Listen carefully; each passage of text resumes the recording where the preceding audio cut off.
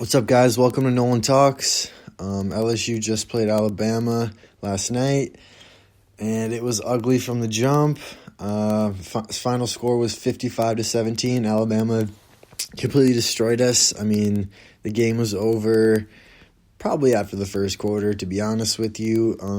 People were like, oh, at halftime it was over, but it's probably over by the first quarter. I mean, they scored their first possession. They scored pretty quick, and yeah, it was ugly from the jump. Did not expect to win the game, but I expected maybe a little bit better effort.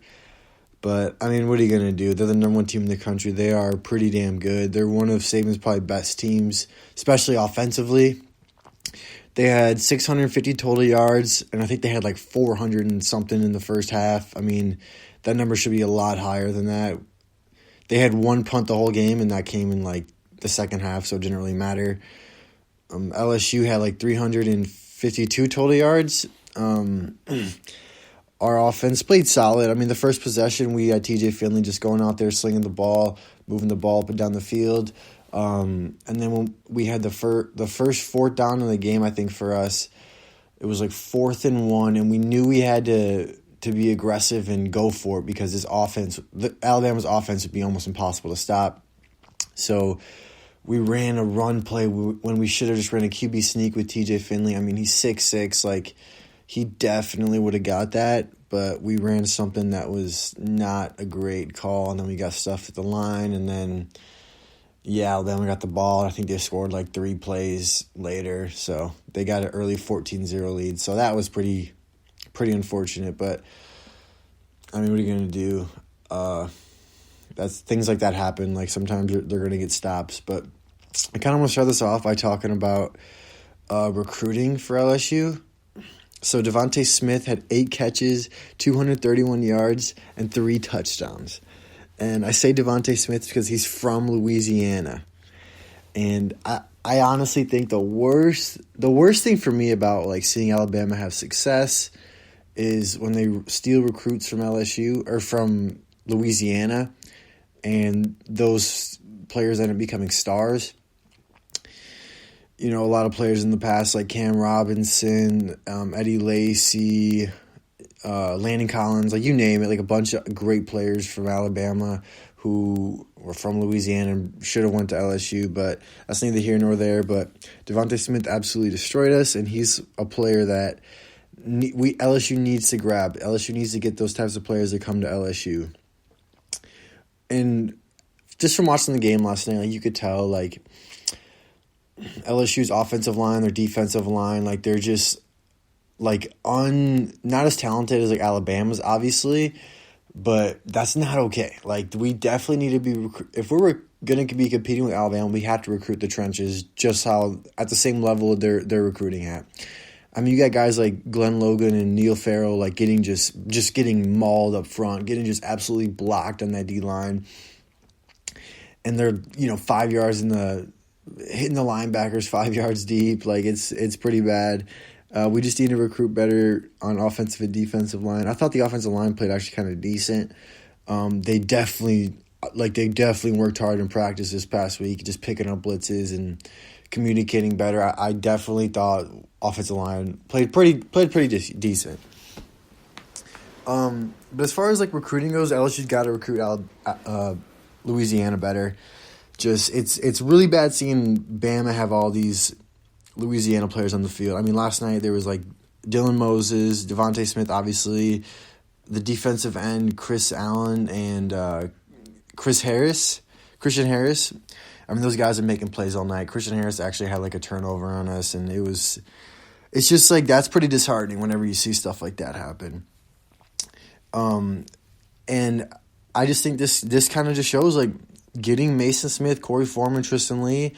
These are going to be some of the biggest recruits that LSU's like ever had. Like, you know what I'm saying? And we need to get them. They are such a priority in this recruiting class. Those 3 5-stars, we got to at least get 2 out of 3. I would probably prefer to get Mason Smith and Tristan Lee. I think we really need to recruit a high-level offensive line player. I mean, I think the highest one we've had, well, we had Cordell Thomas, but I don't know what the hell he's doing. I don't even know whatever, But we had Lyle Collins, who's a 5-star recruit, but we need to get Tristan Lee. He's an absolute necessity. I mean, he would be a day one starter at LSU. Like, he literally would.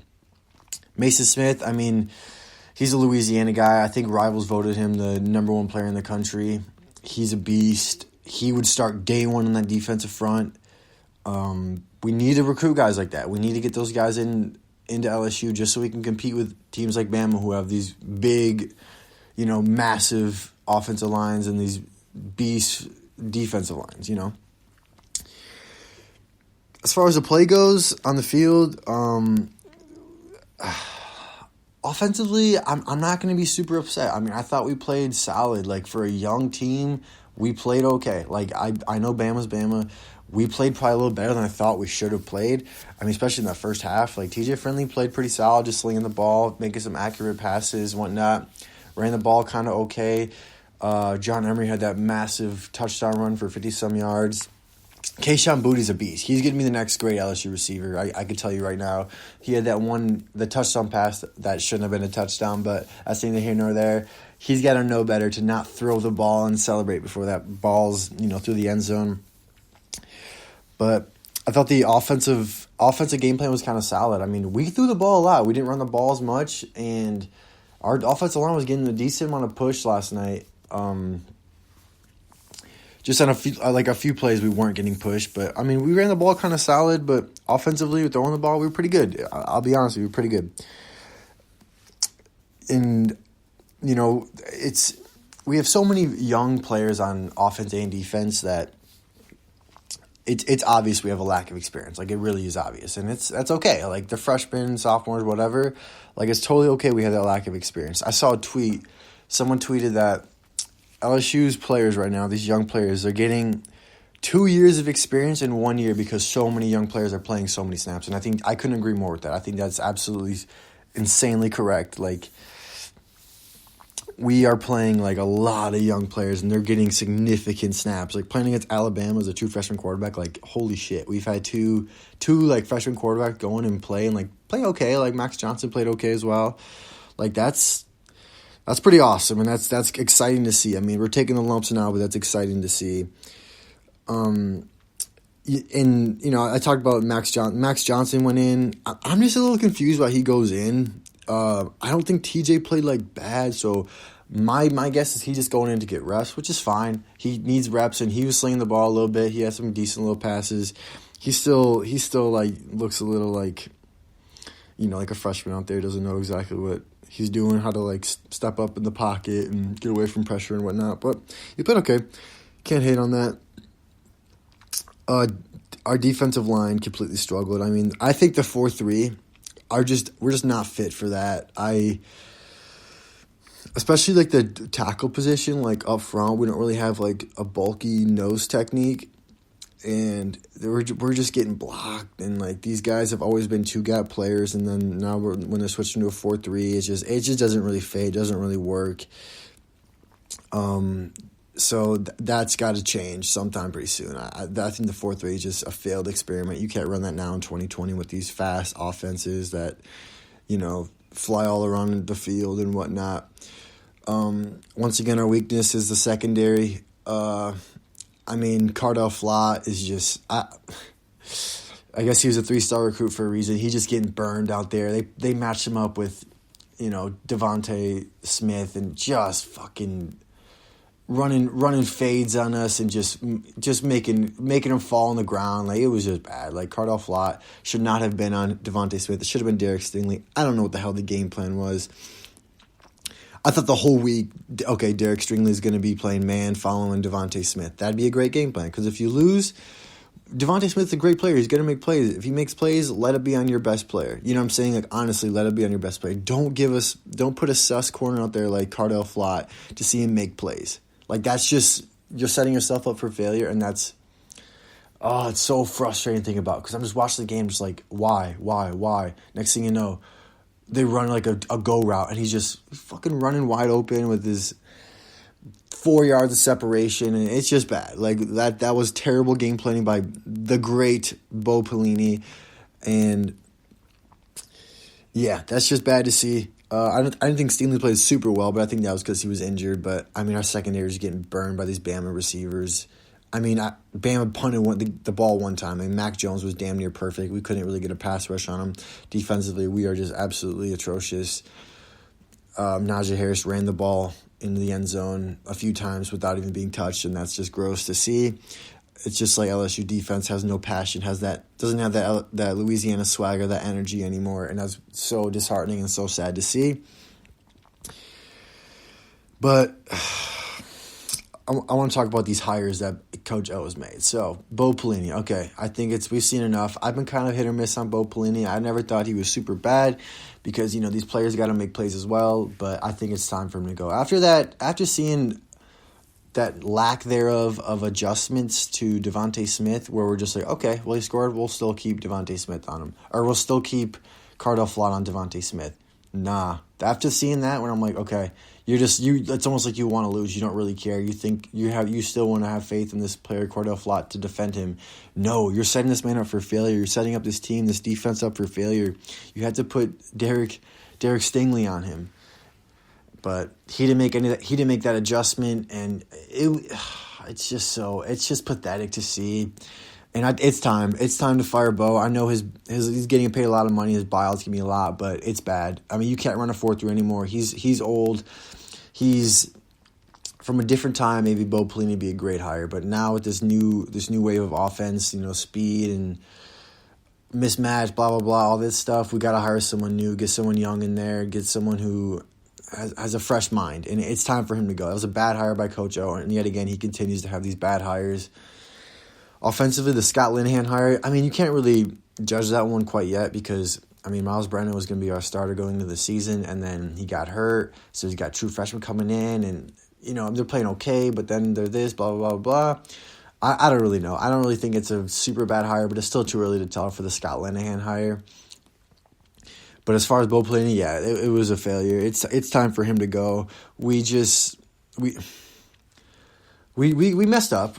Coach O messed up. He went with his, he wanted the big name hire, which I get, but we got to go with someone who knows defense and is young and a fresh mind because this is just not working and it's just getting hard to watch. And yeah, so Bo Pelini's got to go. Coach O, hopefully he realizes that and makes and fires him because that could be the end of Coach O's LSU career if he is stubborn and doesn't make the call to fire Bo. So,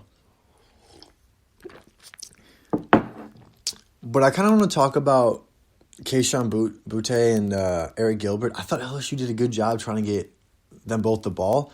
I mean, it's so weird to see They on offense, they played solid as far as the skill position, getting off the defenders and whatnot, making plays, making catches, for true freshmen, that's pretty damn good. It's pretty damn impressive. Eric Gilbert, man, he's a beast. I thought we tried getting him the ball more, which was good because I think he didn't have that many yards, but he had a decent amount of catches and decent amount of targets, which is good. That's what you want. I mean, he's a number one tight end recruit in the history of high school football. So it's good to get him the ball. I really, really, really am so excited to see this team in the future. I love that they're getting all these reps right now. I know we play Alabama, and Alabama's a great team. The lack of talent definitely showed up last night. The lack of discipline. We jumped off sides when Alabama had third and long, and then they got the first down and blah, blah, blah. The lack of discipline, the lack of skill that we have on this, or the lack of talent that we have on this team, it's apparent. We definitely can tell that. But we're so young and we have a lot of potential. And I saw this tweet by Greg Penn, the current LSU linebacker commit. He tweeted, "LSU, the storm won't last for much longer, I promise you." And I love seeing that. I love seeing that we have these recruits coming in who, the recruits see that this team is rebuilding and they got a lot of young players out there on the field. And they see that. They know that, okay, last season, we had the greatest college football season of all time. We lost so many players, coaches too. And it was gonna be a rough rebuilding year. And it is. We all knew that as fans, And I love seeing that from recruits, that they still have faith and they're still buying into this process. I still believe in Coach O. I mean, you see him on the sideline. He's ripping coaches. He's ripping players. And I like that. I mean, I'm seeing people tweet how they don't like that. I love that. I love that coaching. I love him showing that passion. I mean, he hates losing more than all of us do. And he hates seeing that undisciplined stuff. He just hates seeing that kind of stuff. And it gets him upset. And I love that, because that means that he really cares. He's not folding over for realizing, oh, this is just a rebuilding year, we're just going to kind of take up. No, he wants to win these games, and I love that. I get that. And he's playing a lot of young players, and we're learning, and it's going to be tough, but I love that Coach O does that. And I'm really excited for the future. I think Coach O is rebuilding correctly. I think that it's going to take a year and a half, but we just got to stick to this plan. We got to just have faith in our Coach O, and he's got to make better hires. He's got to continue to develop these young players. These young players have to continue to stay in that weight room, get stronger, get faster, and just work on their game. I'll leave you guys with this. When LSU won the national championship last year, everyone was so excited. Everyone loved it. It was, blah, blah, blah. It was the best college football season ever. But the second, you started seeing those tweets of people leaving, going to, going to the NFL, coaches finding new jobs and stuff. We knew that it was going to be a rebuilding process. This is probably one of the worst teams LSU's had in a long time. But we need to stay patient. We need to have faith. We'll all get through this. We all love LSU. It's going to be good. We're going to be okay. We're going to have to take these lumps now. We're going to be okay. We have to understand the situation we are in now, but we will all be okay. I love you guys, and I love LSU.